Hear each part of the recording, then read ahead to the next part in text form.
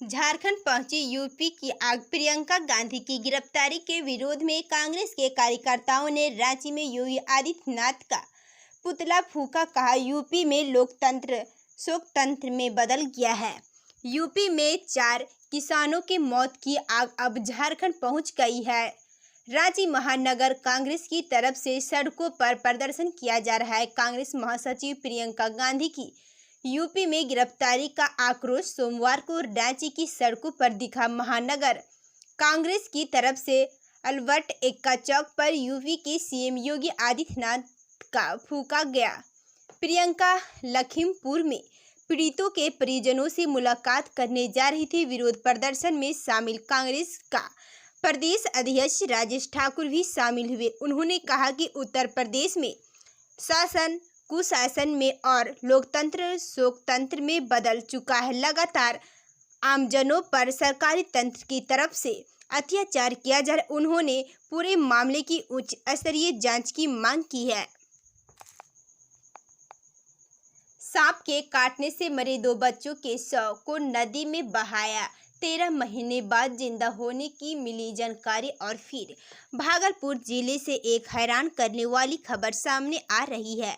जिला पुलिस के साथ एक अजीबोगरीब मामला आया है, जिसमें 2 बच्चों को सांप काटने की मृत्यु जानते हुए नदी में बहा दिया गया था। लेकिन लंबे समय के बाद अब दोनों के परिजनों को फोन आता है कि उनका बच्चा जिंदा है। बच्चों को खोजने के लिए अब पुलिस की मदद ली जा रही है। मीडिया रिपोर्ट के अनुसार भागलपुर जिले के नवगछिया में 2 बच्चों को सांप ने काट लिया। दावा है कि दोनों की मौत हो गई है, जिसके बाद उनका दाह संस्कार न करते हुए दोनों को नदी में बहा दिया गया था। घटना करीब 1 महीने पहले की बताई जा रही। वहीं अब उनके परिजन भागलपुर डीआईजी के पास पहुंचे हैं। उनका दावा है कि एक फोन बंगाल से आया और बताया गया कि उनका बच्चा जिंदा है, लेकिन उनके बाद उसने किसी नंबर से संपर्क नहीं हो पा रहा है। मीडिया रिपोर्ट के अनुसार रंगार और परबत्ता थाना क्षेत्र के उन दोनों बच्चों की उम्र 6 और 11 साल बताई जा रही है। दोनों बच्चों की मां डीआईजी को आवेदन दिया और बच्चों को खोजने की मदद की गुहार लगाई है। बताया जा रहा है कि एक बच्चे को इसी साल अप्रैल 2021 में सांप ने काटा था, जबकि दूसरे बच्चे के साथ पिछले 1 साल अगस्त में सर्पदंश की घटना हुई थी। दोनों को नदी में बहाया गया था। किसान आंदोलन को झारखंड सरकार का समर्थन। जेएमएम ने कहा, लखीमपुर में सोची समझी साजिश के तहत की गई किसानों की हत्या ब्राह्मण मतदाता को खुश करने के लिए दोषियों पर कार्रवाई नहीं हो रही। किसान आंदोलन को झारखंड की सत्ताधारी पार्टी जेएमएम ने अपना समर्थन देने का ऐलान किया है। पार्टी के केंद्रीय महासचिव सह प्रवक्ता सुप्रीमो भट्टाचार्य ने कहा है कि किसान आंदोलन में किसानों को जिस तरीके से भी सहयोग की जरूरत होगी, पार्टी करेगी। भट्टाचार्य ने कहा कि लखीमपुर में किसानों को सोची समझी साजिश के तहत कुचला गया है। केंद्रीय गृह राज्य मंत्री अजय मिश्र के आह्वान को उनके बेटे आशीष मिश्र ने अपनी गाड़ी से कुचलकर पूरा किया। उन्होंने कहा कि ब्राह्मण वोट को खुश करने के लिए मुकदमा दर्ज होने के बाद भी दोनों पिता पुत्र पर कोई कार्रवाई नहीं की गई। कांग्रेस कर सकती है मंगलवार को प्रत्याशियों की घोषणा। अजीत शर्मा बोले, दोनों सीटों पर उतारेंगे उम्मीदवार। बिहार विधानसभा की 2 सीटों पर रहने वाले उपचुनाव में महागठबंधन बिखर गया है। राजद द्वारा दोनों सीटों पर प्रत्याशी उतारने के बाद कांग्रेस ने भी दोनों सीटों पर चुनाव लड़ने की तैयारी में जुटी गई है। कांग्रेस विधानमंडल दल के नेता अजीत कुमार शर्मा ने बताया कि कांग्रेस विधानसभा की दोनों सीटों पर अपने प्रत्याशियों के नाम की घोषणा मंगलवार को कर देगी। उन्होंने बताया कि कुलेश्वर स्थान और तारापुर से कांग्रेस के प्रत्याशी चुनाव लड़ेंगे। इसको लेकर पार्टी का फैसला हो गया है।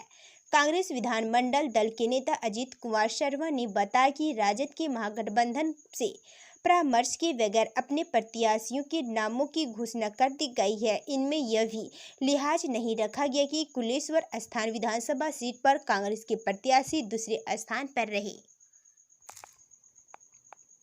झारखंड में लगातार बारिश ने ढाया कहर। मिट्टी का घर धंसने से एक की मौत, 5 लोग घायल। झारखंड के कोडरमा जिले के जयनगर थाना क्षेत्र के करियावा पंचायत अंतर्गत ग्राम घंघरी में लगातार बारिश के कारण रविवार की देर रात मिट्टी का एक घर गिरने से 17 वर्षीय बालिका की मामले में दबने से मौत हो गई, जबकि परिवार के अन्य 5 सदस्य घायल हो गए। मृतका की पहचान करुणा कुमारी के रूप में हुई है। वहीं घायलों में गृहस्वामी उदय सिंह, उनकी पत्नी रुक्मणी देवी, 15 वर्षीय पुत्र अंगद सिंह, 13 वर्षीय पुत्री रिधि कुमारी व 9 वर्षीय पुत्र मेघनाथ शामिल है। घायल रुक्मणी देवी की स्थिति गंभीर है। आपको बता दें कि आवास योजना का लाभ मिल गया होता तो शायद ये हादसा नहीं होता। एक घटना रविवार 12:45 बजे की है। उस समय परिवार के लोग सो रहे थे। घर गिरने के बाद मचे कोहराम का शोर सुनकर आसपास के ग्रामीण पहुंचे और घायलों को मकान के मलबे से बाहर निकाला। घायल अवस्था में करुणा कुमारी की सदर अस्पताल ले जाने के क्रम में मौत हो गई। ग्रामीणों ने इसकी सूचना डीसी सहित अन्य पदाधिकारियों को दी। घटना की सूचना पाकर वीडियो सीओ अरुण कुमारी सोमवार सुबह 8:50 घटना स्थल पर पहुंची और मृतक के परिजनों को फिलहाल पास के विद्यालय में शिफ्ट कराया। वहीं पहुंची बच्ची के शव को पोस्टमार्टम के बाद तत्काल आपदा प्रबंधन की राशि देने डीडीसी से विचार विमर्श कर पीड़ित परिवार को पशु शोर उपलब्ध कराने का आश्वासन दिया।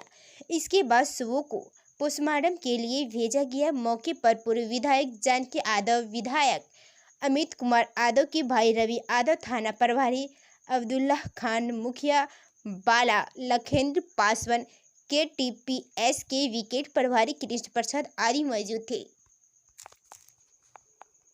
कोडरमा के जयनगर में कुएं से मिला विवाहित का अजला शव, मायके वालों ने लगाया हत्या का आरोप। कोडरमा जिला अंतर्गत जयनगर थाना क्षेत्र के योगी टीला में पिछले कई दिनों से लापता विवाहित रेणु देवी पति भूपेंद्र यादव का अजला शव सोमवार को कुएं से बरामद की गई। ग्रामीणों ने कुएं में शव तैरने की सूचना परिजनों व पुलिस को दी। कुएं से शव निकालने जाने के बाद रेणु के रूप में उनकी पहचान हुई। मृतक के मायके वालों ने पुत्री की हत्या का आरोप लगाया है, जबकि घटना के बाद ससुराल वाले फरार हैं। जानकारी के अनुसार 30 वर्षीय रेणु का विवाह 16 वर्ष पूर्व योगी टिल्ला निवासी सहदेव यादव के पुत्र भूपेंद्र यादव के साथ हुई थी। आरोप है कि शादी के बाद 1 वर्ष तक सब कुछ ठीक ठाक रहा। इसके बाद दहेज में बाइक व नगद 1 लाख राशि की मांग की जाने लगी। नहीं देने पर दूसरी शादी की भी धमकी दी जाने लगी। मृतक के मायके वाले दहेज देने में असमर्थ थे। इसके बाद भूपेंद्र यादव ने अपने परिजनों की सहमति से हजारीबाग जिला के बरकट्टा स्थित मानपुर निवासी बबीता देवी के साथ 4 वर्ष पूर्व दूसरी शादी कर ली। शादी का विरोध करने पर प्रताड़ना का दौर भी बढ़ गया। अजय कुमार सिंह के शहादत दिवस पर बोले लोहरदगा लेसी समाज की मुख्यधारा से जुड़े नक्सली। झारखंड के लोहरदगा स्थित अजय उद्यान में आज सोमवार को शहीद पुलिस अधीक्षक अजय कुमार सिंह के शहादत दिवस पर उन्हें श्रद्धांजलि दी गई। उपायुक्त दिलीप कुमार टोप्पो ने कहा कि नक्सलियों के साथ मुठभेड़ में शहीद हुए अजय कुमार सिंह जैसे बहादुर पुलिस पदाधिकारी को हमने खो दिया है, लेकिन उनकी प्रेरणा हमेशा अनुकरणीय है। इस दौरान नक्सलियों से उन्होंने अपील की है कि समाज की मुख्यधारा से जुड़े और सरकारी योजनाओं का लाभ लेकर विकास में सहयोग करें। लोहरदगा के उपायुक्त दिलीप कुमार टोप्पो ने कहा कि आज लोहरदगा जिले के लिए शौर्य का दिन है। इस दिन हमारे जिले के जनबाज व बहादुर पुलिस अधीक्षक वर्ष 2000 में नक्सलियों के साथ हुई लड़ाई में शहीद हो गए थे। इस दिन हम लोगों ने एक बहुत ही काबिल व बहादुर पुलिस पदाधिकारी को खो दिया।